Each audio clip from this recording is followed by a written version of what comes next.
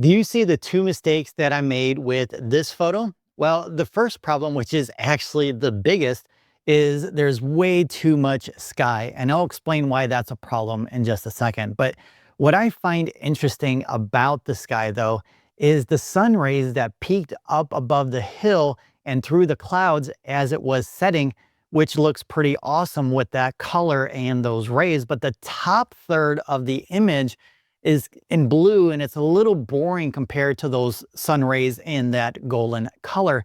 Plus, there's this little patch over here that's really bright and blown out, and that auto magically gets your attention, and your eyes will naturally gravitate to that brighter part of the image. And because half of the image is sky and because of that bright spot, it's taking away from our primary subject, the star of the show, which is the waterfall.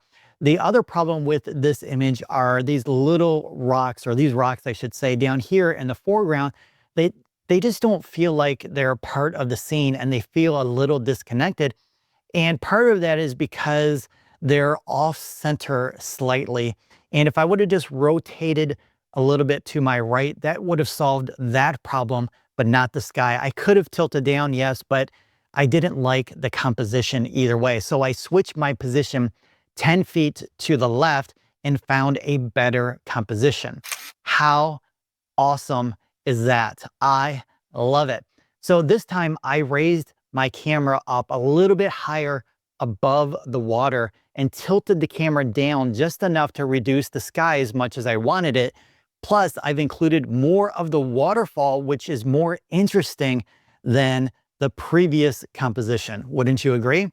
All right, so we have multiple foreground interests here that all point to the waterfall with leading lines.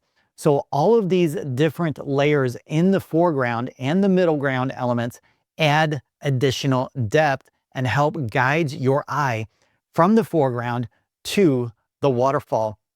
And then the color and intensity of light pulls you up the frame into the sky to reveal it. But we are then pulled back into the frame with all of these different elements in the rest of the image. And that creates a visual loop that keeps you interested in the photo as you explore each part of it. So if you want to create better photos, comment composition, and I'll send you a DM with a link to learn more about creating images that you'll be proud of.